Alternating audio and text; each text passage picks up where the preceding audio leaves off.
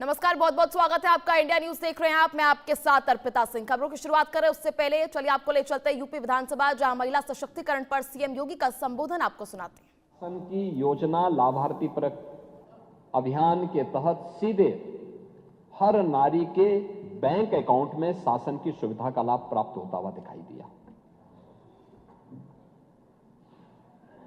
दूसरा, जब 2014 में 2 अक्टूबर 2014 में प्रधानमंत्री मोदी जी ने स्वच्छ भारत अभियान प्रारंभ किया था। स्वच्छ भारत अभियान के अंतर्गत सामान्य गांव हो, कस्बा हो, मोहल्ला हो, इन सबके सामूहिक रूप से स्वच्छता के कार्यक्रम के साथ जुड़ने के साथ हर घर शौचालय का भी एक बड़े कार्यक्रम को आगे बढ़ाया था। समाजवादी पार्टी ने तब भी विरोध किया था। याद करिए, उत्तर प्रदेश में बनने थे 2,61,00,000 शौचालय। पहले 2.5 वर्ष में समाजवादी पार्टी की सरकार के समय 40 से 41 लाख शौचालय ही बन पाए थे, पहले 2.5 वर्ष में। और 2017 में जब डबल इंजन की एनडीए की सरकार यूपी में आई, हम लोगों ने अगले 1.5 वर्ष के अंदर 2 करोड़ से अधिक शौचालय बनाए थे प्रदेश में। 2 करोड़ से अधिक शौचालय। देश भर में 12 करोड़ शौचालय बने। आप लोग तब भी मजाक बनाते थे, तब भी हंसते थे कि शौचालय से क्या होगा। पांडे जी, आप जैसा वरिष्ठ व्यक्ति केवल अनुभव से ही वरिष्ठ नहीं है, संसदीय परंपराओं से ही वरिष्ठ है। आप लोग अपने को सोशलिस्ट कहते हैं, लेकिन आधी आबादी की प्रगति और उनकी गरिमा के सम्मान की रक्षा के लिए कभी संवेदनशील नहीं दिखाई देते। ये जो शौचालय थे, केवल शौचालय नहीं थे, ये शौचालय नारी गरिमा के प्रतीक भी थे, गांव की स्वच्छता के प्रतीक भी थे, मोहल्लों की स्वच्छता के प्रतीक भी थे, और बीमारियों को समाधान और उन्मूलन के भी महत्वपूर्ण पहल थी। इंसेफ्लाइटिस की बीमारी आपके जनपद में तो सर्वाधिक होती थी। आप लोग कुछ नहीं कर पाए, और मैं कह सकता हूं, डबल इंजन की बीजेपी की सरकार आई, एनडीए की सरकार आई, आज इंसेफ्लाइटिस से कोई मौत उत्तर प्रदेश के अंदर नहीं होती है। ये हमने उन मासूम बच्चों को ही बचाया है। नारी गरिमा की रक्षा भी हुई। नहीं तो होता क्या था, होता क्या था फिर? गांव में आप पैदल नहीं चल सकते थे, महिलाएं बीमार होती थी। शाम के समय सड़कों पर महिलाएं जहां तहां शौच के लिए बैठी रहती थी, और समाजवादी पार्टी के सोहदे वहां जाकर के छीटाकशी करते थे। ये दृश्य होता था, ये दृश्य था। लेकिन आधी आबादी की गरिमा की रक्षा करने के साथ साथ उनके स्वास्थ्य के लिए और भावी पीढ़ी के भविष्य को उज्जवल बनाने के लिए, उनकी सुरक्षा के लिए प्रधानमंत्री मोदी जी ने स्वच्छ भारत अभियान के माध्यम से वो व्यवस्था दिलाई। हर घर, पांडे जी प्रस्ताव में आ रहा हूं ना, प्रस्ताव में रखूंगा उसी पे। अभी जब मैं उस पे आऊंगा फिर प्रस्ताव रखूंगा मैं। अभी उसकी भूमिका तैयार कर रहे हैं जिसका आप विरोध कर रहे थे। जिसका आप विरोध कर रहे हैं उसी की मैं भूमिका तैयार कर रहा हूं। नहीं, मैं वही आ रहा हूं ना, मैं वही आ रहा हूं। आप लोग देखिए, वही तो मैं कह रहा है। आप लोगों के आचरण को देख करके गिरगिट भी समझा जाएगा कि कौन आ गया है। ये कि ये संसद में आचरण कैसा और यहां आचरण कैसा, वह भी समझा जाएगा कैसे रंग बदला जाता है। यानी दिल्ली से लखनऊ पहुंचते पहुंचते जब आधी आबादी के आक्रोश को झेलना पड़ रहा है, अब यहां पर रंग बदल गए। अब कह रहे हैं 33% आरक्षण होना चाहिए। सदन में विरोध क्यों किए? क्यों सदन में विरोध किए? और इसीलिए मैं कह रहा हूं, इसी प्रकार से आधी आबादी को देखिए, पहली बार आवास की सुविधा का लाभ भारत के अंदर 4 करोड़ गरीबों को प्रधानमंत्री आवास योजना का लाभ मिला है।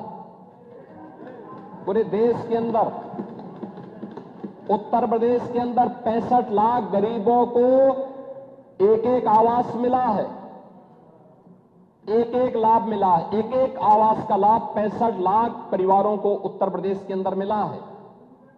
और 65 लाख परिवारों को अगर आप देखें, प्रधानमंत्री आवास योजना के पहले 1.5 वर्ष में, यानी समाजवादी पार्टी की 2.5 वर्ष तक सरकार थी, 2.5 वर्ष में प्रधानमंत्री आवास योजना में एक भी आवास आप नहीं बना पाए, बल्कि भारत सरकार के प्रस्ताव का विरोध करते रहे।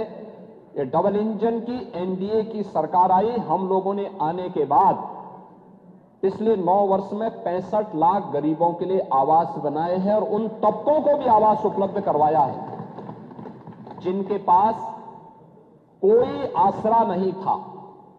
और इनमें से ज्यादातर आवास महिला लाभार्थी के नाम से है, यानी महिला भी लाभार्थी हो सकती है और उसके नाम पे आवास हो सकता है। ये भी सुविधा उपलब्ध करवाई है, ये भी उनको सुविधा भी उपलब्ध करवाई। ऐसे ही आबादी की लैंड, आप तो जानते हैं गांवों में ज्यादातर लोग ऐसे होते हैं जिनके पास अपनी भूमि नहीं होती है। ग्राम पंचायत आबादी की लैंड में उसको आवंटित करती है, पट्टा देती है, वो उसी पे अपना मकान बनाता है, लेकिन उसका मालिकाना अधिकार उसके पास नहीं होता है, कागज नहीं होता था। पहली बार प्रधानमंत्री ग्रामीण अभिलेख के माध्यम से, प्रधानमंत्री घरौनी योजना के माध्यम से उन गरीबों को जहां पे उसका मकान है उसका मालिकाना अधिकार भी मिलेगा और वह महिला के नाम पर होगा। ये पहली बार हुआ है। ये काम कांग्रेस भी कर सकती थी, समाजवादी पार्टी भी कर सकती थी, प्रदेश में अन्य दलों की सरकारें भी कर सकती थी, नहीं किए। और मैं कह सकता हूं कि आज डबल इंजन की एनडीए की सरकार ने किया है और भारत के अंदर 3 करोड़ परिवारों को यह अधिकार मिला है और उनमें से 1 करोड़ से ज्यादा लोगों को केवल उत्तर प्रदेश के अंदर अधिकार प्राप्त हुआ है। यह भी महिलाओं के नाम पर इस सभी अधिकार पत्र जारी हुए हैं। प्रदेश के अंदर नारी गरिमा के लिए उठाए जाने वाले अन्य महत्वपूर्ण कदमों में मुझे याद है 2017 में जब सरकार आई थी,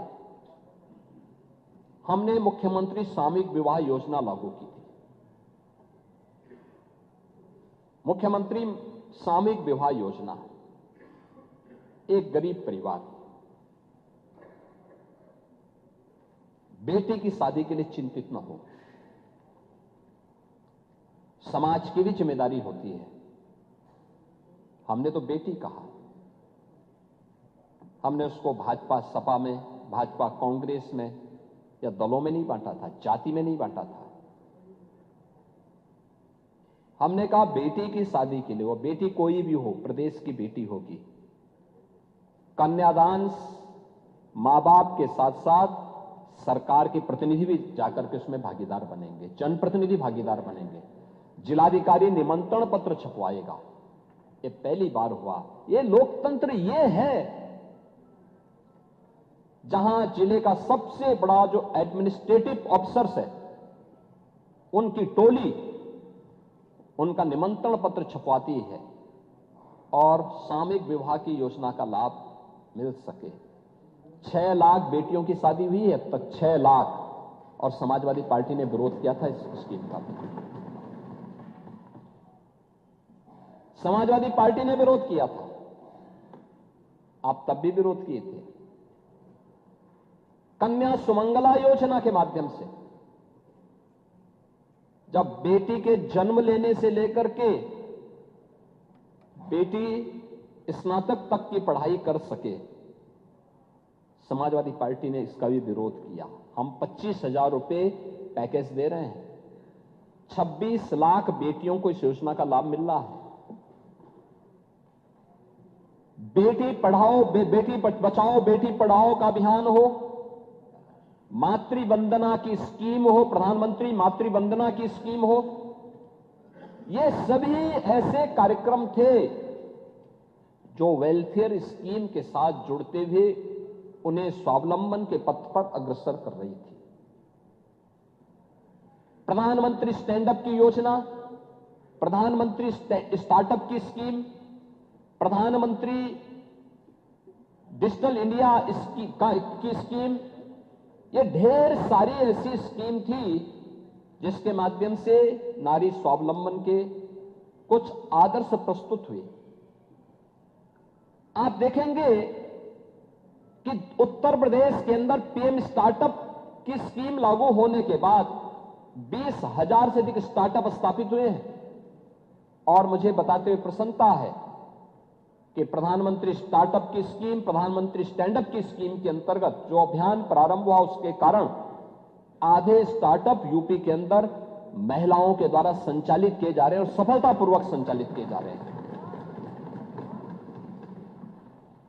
ये जब किया गया तब, पहल हुई है तब। उज्ज्वला योजना में आप लोग केरोसिन भी ब्लैक कर देते थे और आज कांग्रेस के समय में एलपीजी के सिलेंडर तो मिलते नहीं थे, डंडे जरूर पड़ जाते थे।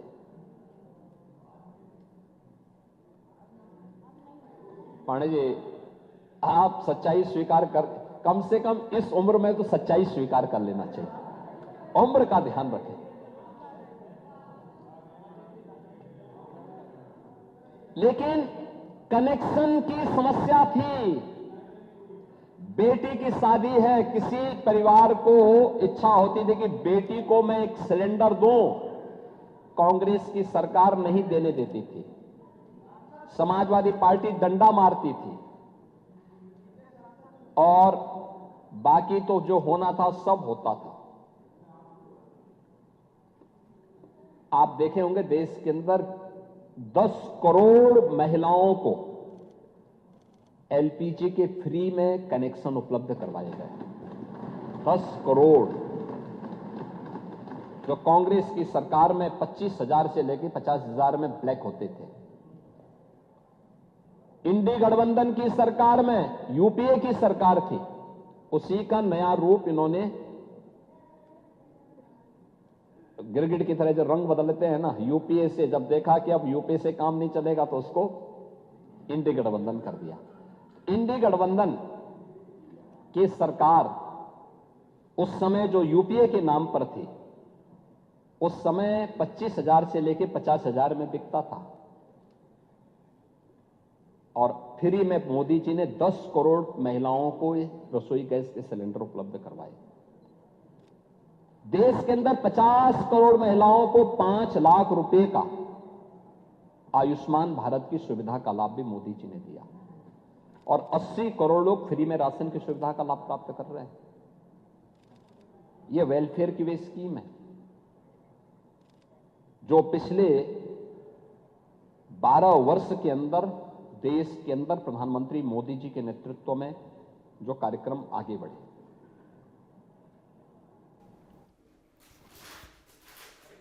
चलिए खबरों में आगे बढ़ेंगे।